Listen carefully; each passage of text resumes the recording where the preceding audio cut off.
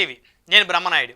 ఇకపోతే ఆంధ్రప్రదేశ్ అసెంబ్లీలో కొంతమంది ఎమ్మెల్యేలు వారి యొక్క వ్యక్తిగత అజెండాతోటి మంత్రులను టార్గెట్ చేయటం, ఉప ముఖ్యమంత్రి గారిని టార్గెట్ చేయటం, అదేవిధంగా సభలో లేనటువంటి వ్యక్తులను టార్గెట్ చేయటం.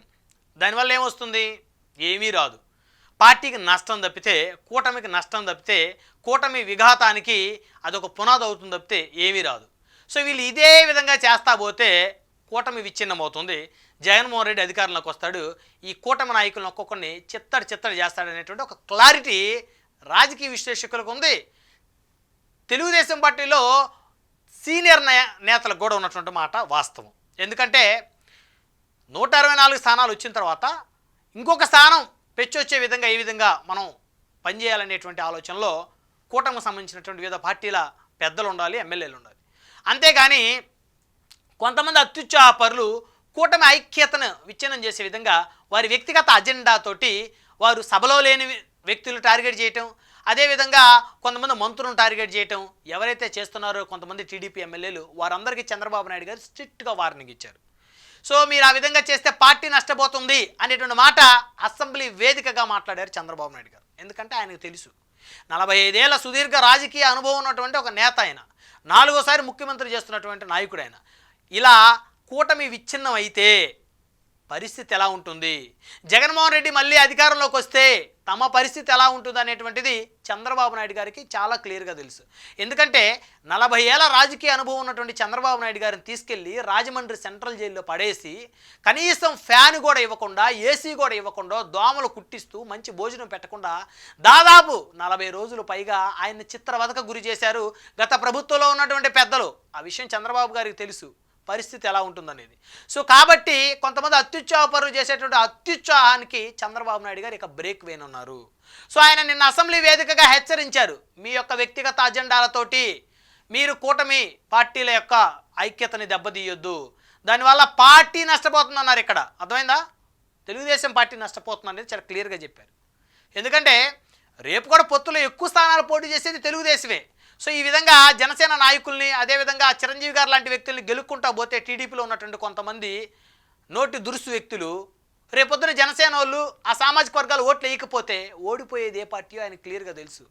ఆ తర్వాత ఏ పార్టీకి అధికారం వస్తుందో వారికి తెలుసు, వస్తే వారేం చేస్తారో కూడా వారికి తెలుసు. కాబట్టి అనుభవం ఉన్నటువంటి నాయకుడు చంద్రబాబు గారు ప్రతిదీ కూడా ఆచితూచి వ్యవహరిస్తారు. ఆయన 45 ఏళ్ల సుదీర్ఘ రాజకీయ జీవితంలో ఏ రోజు కూడా ఎవరిని కూడా పరుష పదజాలంతో మాట్లాడినటువంటి గొప్ప వ్యక్తి, అందులో ఎలాంటి డౌటు లేదు. అలాంటి వ్యక్తి దగ్గర ఓనమాలు నేర్చుకోవాలి, రాజకీయాలు నేర్చుకోవాలి. అంతేగాని ఇష్టానుసారంగా మరి ఆ వ్యక్తి సభలో ఉన్నప్పుడు నిన్న బాలకృష్ణ గారు మాట్లాడిన మాటలకు ఆయన బాధపడ్డారు. ఆయన బాలకృష్ణ గారిని డైరెక్ట్గా సభలో అంటే బాగోదు అని ఫీల్ అవుతాడని చెప్పేసి ఇండైరెక్ట్గానే మాట్లాడాడు ఇదే అసెంబ్లీ వేదికగా. మీరు వ్యక్తిగతంగా మాట్లాడొద్దని, వ్యక్తిగత అజెండాతో పోవద్దని. ఏ ఎమ్మెల్యే కూడా పర్సనల్ అజెండా పెట్టుకొని టకామని ఏదో విమర్శిస్తే మాత్రం, లేకపోతే మనం ఇష్టానుసారంగా బిహేవ్ చేస్తే అది పార్టీకి నష్టం, మనం అనుకున్న లక్ష్యానికి నష్టం. అధ్యక్ష, నేను చాలా స్పష్టంగా చెప్తున్నా.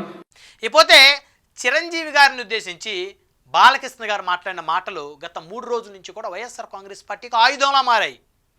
ఇక వైసీపీ వారికి సంబంధించినటువంటి అనుకూల మీడియాలో ఇష్టానుసారంగా చర్చా వేదికలో చర్చలు పెట్టి చిరంజీవి గారి అంటే విపరీతమైనటువంటి ఉల్లమాలినటువంటి ప్రేమ వారికి ఉన్నట్లు చూపిస్తూ పవన్ కళ్యాణ్ గారు కనీసం చిరంజీవి గారిని అంత మాట మాట్లాడితే ఒక మాట కూడా అడ్డుకోలేదు, కనీసం ఏమీ ప్రయత్నం చేయలేదు. వారి ఎమ్మెల్యేలు ఉండి కూడా కనీసం వారు చిరంజీవి గారు గౌరవాన్ని కాపాడే ప్రయత్నం కూడా చేయలేదని చెప్పేసి వారికి సంబంధించినటువంటి ప్రసార మాధ్యమాల్లో మరి వార్తలు వడ్డిస్తున్న పరిస్థితి, ప్రజలను రెచ్చగొడుతున్న పరిస్థితి, జన సైనికుల్ని ప్రత్యేకించి పవన్ కళ్యాణ్ గారు, చిరంజీవి గారు వారి సామాజిక వర్గాలకు చెందినటువంటి వారిని రెచ్చగొడుతున్నటువంటి పరిస్థితి స్పష్టంగా కనపడతా ఉంది. ఇకపోతే దీనికి సంబంధించి చంద్రబాబు గారు స్పందించారు అసెంబ్లీలో. ఇక పవన్ కళ్యాణ్ గారు జ్వరంతో ఉన్నారు కాబట్టి ఆయన అసెంబ్లీకి రాలేదు. ఇక నారా లోకేష్ గారు, పవన్ కళ్యాణ్ గారు ఇద్దరు సొంత అన్నదమ్ముల్లాగా ఉంటారు. నారా లోకేష్ గారు ఈ విషయానికి సంబంధించి పవన్ కళ్యాణ్ గారితో ఫోన్లో మాట్లాడారు. మాట్లాడినటువంటి తరుణంలో పవన్ కళ్యాణ్ గారికి బాలకృష్ణ గారు మాటలు పట్టించుకోవద్దు, మేము ఎప్పుడూ కూడా మీకెంత గౌరవిస్తామో చిరంజీవి గారికి కూడా అంతే గౌరవం ఇస్తాం అని చెప్పేసి లోకేష్ గారు ఒక మెసేజ్ కూడా కన్వే చేసినట్టు తెలుస్తూ ఉంది. అందుకని ఇప్పటివరకు పవన్ కళ్యాణ్ గారు కానీ నాగబాబు గారు కానీ ఈ విషయం మీద ఎక్కడా కూడా రెస్పాండ్ అవ్వలేదు. ఎందుకు అవ్వలేదంటే అక్కడ చంద్రబాబు నాయుడు గారు సీరియస్గా ఉన్నారు బాలకృష్ణ గారు చేసిన వ్యాఖ్యల మీద. అసెంబ్లీలోనే వార్నింగ్ ఇచ్చారు, మీరు వ్యక్తిగత అజెండాలు పెట్టుకొని కనుక మీరు పార్టీలకు నష్టం చేయాలని చూస్తే అది కరెక్ట్ కాదని చెప్పేసి. ఇంకా అంతకుమించి ఏం కావాలి? ఇక లోకేష్ గారు ఆల్రెడీ పవన్ కళ్యాణ్ గారితో మాట్లాడారు, అన్న ఇవన్నీ పట్టించుకోవద్దు, మీరంటే ఎంత గౌరవం ఉందో పెద్ద అన్నయ్య అన్న మాకు అంతే గౌరవం ఉంది, సో తెలిసి తెలియక బాలయ్య మావయ్య మాట్లాడిన మాటలు మీరు పట్టించుకోవద్దని చెప్పేసి లోకేష్ గారు కూడా ఒక మెసేజ్ కన్వే చేశారు పవన్ కళ్యాణ్ గారికి. లేకపోతే ఇష్యూ చాలా సీరియస్ అయ్యేది ఈ పాటికి. అందుకని నాగబాబు గారు కూడా సైలెంట్గా ఉన్నారు. లేకపోతే చిరంజీవి గారిని ఒక మాట అన్నా నాగబాబు గారు ఊరుకున్న పరిస్థితే ఉండదు. సో కాబట్టి ఇక దీని మీద వైసీపీ రాద్ధాంతం చేద్దాం అనుకున్నా వారికి అవకాశం దక్కదు. ఇవన్నీ కూడా ఆయుధాలుగా మలుచుకొని వారు ఏదో చేద్దాం అనుకున్నప్పటికి కూడా అది వర్కౌట్ అయ్యేటువంటి పని కాదు. సో కాబట్టి సభలో ఉన్నటువంటి వ్యక్తులు హుందాగా వ్యవహరించాలి, ప్రత్యేకించి అధికార పార్టీలో ఉన్నటువంటి శాసనసభ్యులు. సో ఇటు ప్రతిపక్షానికి చెందిన 11 మంది ఎమ్మెల్యేలు రావటం లేదు కాబట్టి మీరే ప్రతిపక్ష హోదా వహించాల్సిన అవసరం ఉంది, ఆ బాధ్యత కూడా.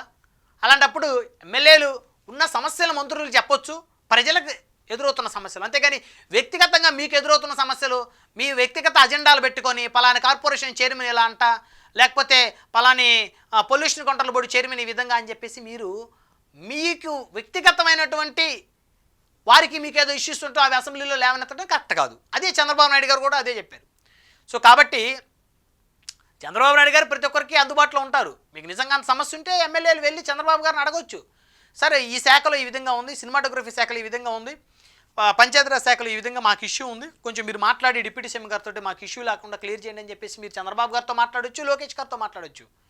ఒకవేళ మీకు పవన్ కళ్యాణ్ గారితో అంత యాక్సెస్ లేకపోతే టీడీపీ ఎమ్మెల్యేలకి.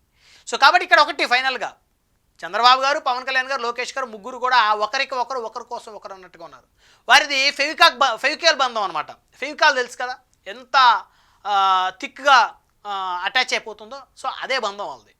కాబట్టి వాళ్ళని ఎవరు వేరు చేయలేరు, వారి మధ్య ఎవరు కుంపట్లో రాజేసినా అది వర్కౌట్ అవ్వదు, ముఖ్యంగా వైఎస్ఆర్ కాంగ్రెస్ పార్టీ. ఆల్రెడీ పవన్ కళ్యాణ్ గారికి లోకేష్ గారు మెసేజ్ కన్వే చేశారు, ఈ ఒక్కసారికి ఎక్స్క్యూజ్ చేయమని అన్నారు, దాన్ని మీరు పెద్ద సీరియస్గా తీసుకోవద్దన్నారు, ఇక మీదట అలా జరగకుండా నాన్నగారు కూడా మాట్లాడారు, చర్యలు తీసుకుంటామని అన్నారు.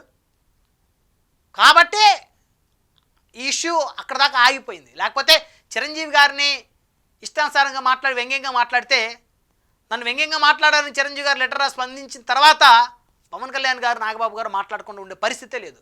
వాళ్ళ అన్నయ్య ఆత్మ గౌరవం నిలబెట్టడం కోసం పవన్ కళ్యాణ్ గారు జనసేన పార్టీ పెట్టారు. ఆ విషయం చాలామందికి తెలియదు. అన్నయ్య ఆత్మ గౌరవాన్ని కాపాడాలి, అన్నయ్యని ఎంతోమంది పార్టీని మెర్జ్ చేశాడని చెప్పేసి చాలామంది వ్యంగ్యంగా మాట్లాడారు, ఇష్టానుసారంగా మాట్లాడారు.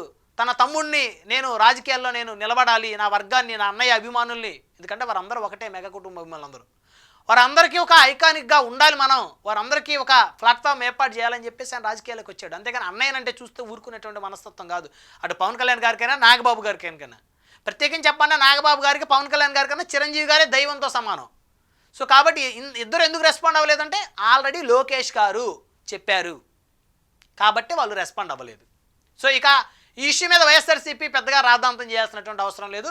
సో తెలుగుదేశంలో కూడా కొంతమంది బాలకృష్ణ గారి పేరుతోటి వైసీపీ ముసుగులో కొంతమంది బాలకృష్ణ గారి ఫ్యాన్స్ పేజీల పేర్లతోటి చిరంజీవి గారిని టార్గెట్ చేయటం, పవన్ కళ్యాణ్ గారిని టార్గెట్ చేయటం ఏదైతే చేస్తున్నారో అది మీరు కూర్చున్నటువంటి చెట్టు కొమ్మని మీరే నరుక్కున్నట్టు అవుతుంది. ఒకటి, వాళ్ళు వైఎస్ఆర్ కాంగ్రెస్ పార్టీ ముసుగులో ఉన్నటువంటి వ్యక్తులైనా అయి ఉండాలి, బాలకృష్ణ గారి అభిమానులు ముసుగులో ఉన్న వైసీపీ అయినా అయి ఉండాలి. ఎందుకంటే చిరంజీవి గారిని, పవన్ కళ్యాణ్ గారిని సోషల్ మీడియాలో టార్గెట్ చేస్తున్నారు వాళ్ళ ఫ్యాన్స్ పేజీల పేరుతోటి. లేదా అవగాహన లేకుండా, మెచ్యూరిటీ లేకుండా వ్యవహరిస్తున్నటువంటి వ్యక్తులైనా అయి ఉండాలి. సో మొత్తానికైతే ఈ వివాదం, చంద్రబాబు గారు వార్నింగు, లోకేష్ గారు పవన్ కళ్యాణ్ గారితో ఫోన్ మాట్లాడటం, సో ఆ ఎపిసోడ్ తోటి ఇక ఈ వివాదానికైతే దాదాపుగా తెరపడినట్లయితే కనిపిస్తూ ఉంది.